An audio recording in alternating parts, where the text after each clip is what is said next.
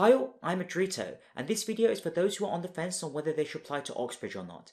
I'll be doing a secondary video on the reasons why you shouldn't. For context, I studied at the University of Cambridge at Peterhouse, the oldest college in Cambridge, between the years of 2013 and 2018. 3 years undergrad in mathematics and 2 years masters in natural sciences astrophysics. I then went into banking for a bit, but I am currently doing a PhD in AI-assisted neurosurgery at UCL. I of course know tons of people who studied at the University of Oxford, and the two universities are not too dissimilar. My first point is academic achievement. Oxbridge terms are incredibly intense, being only 8 weeks long each, and generally speaking only the first 2 terms are for teaching, so you effectively have to learn all of the material within 16 weeks. Some courses like mathematics and natural sciences in Cambridge also have Saturday lectures on top of the normal Monday to Friday.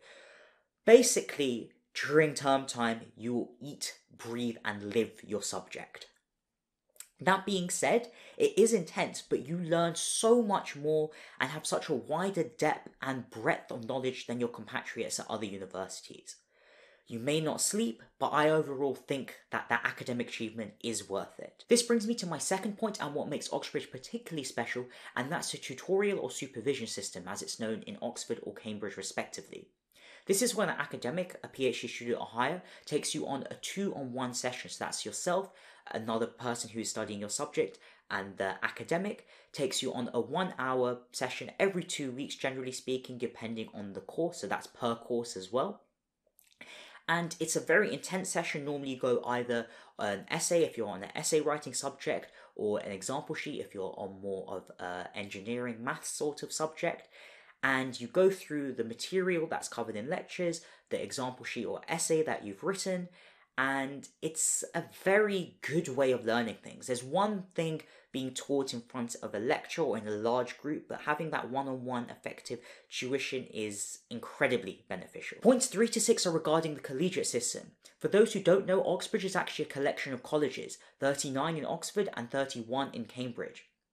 You can kind of think of them as an academic community that you will live with throughout your time at Oxbridge. The collegiate system has several benefits, but in my opinion, the most important of these is having a baked-in friendship group.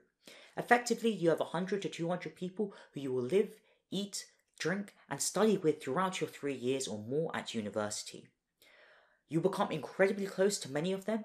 I, for example, went to 3 weddings of people that I studied with at university just this summer. This is something that I've struggled with at UCL, and I understand that I'm now a postgraduate, and of course COVID disrupted a lot of social events, but it's so easy in the collegiate system. You just have to show up. And unlike a hall of residency, you are with the same people for 3 years, and you can become good friends with people in 3rd year that you didn't really speak to from 1st year, as I know from personal experience. My 4th point is the collegiate system allows you to experience a wide variety of opportunities that are far more difficult at the university level.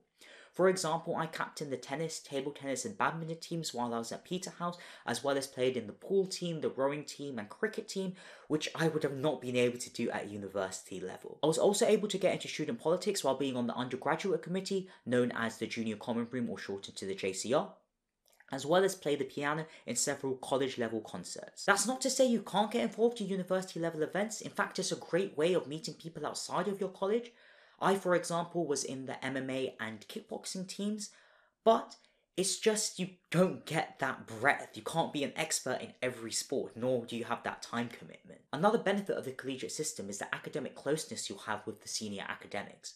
For example, during matriculation, which is your formal entry into the college, you'll have matriculation dinner, where you sit with the senior academics who will be teaching you over the next few years. You drink with them, you build your rapport with them, and it's incredibly useful to learn deeper about your subject, as well as be useful for postgraduate applications if that's what you intend to do. Point 6 is effectively a combination of the last 3, although slightly different, and it's that you get to learn so much about so many different subjects. My favourite moments were going into hall and eating and talking to other people and seeing what they had learned. You'll learn things from medieval literature to Keynesian economics to the Riemann hypothesis. Moving away from the college system for point 7, and that's reputation.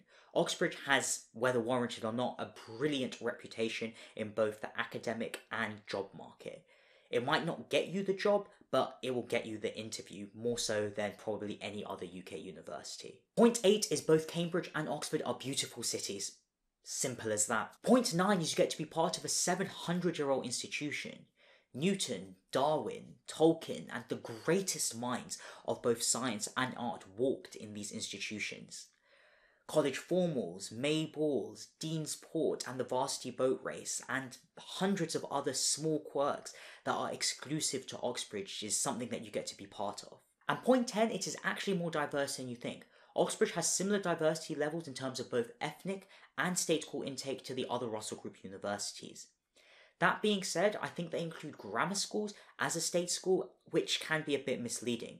For example, I went to a grammar school, and out of the 250 students in my year, about 10% get into Oxbridge, which is similar to the best private schools. On that flip side, however, depending on the college, Oxbridge have quite generous hardship funds, and in general throw money at students.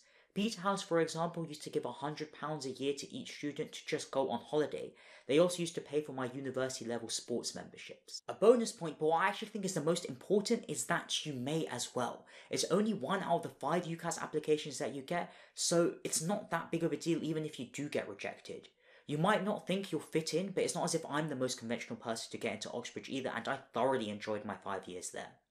If you want a less curated version of my experience, I did vlog throughout my time, so there'll be a link in the description to a playlist for that. And that's it, the 10 reasons why you should apply to Oxbridge.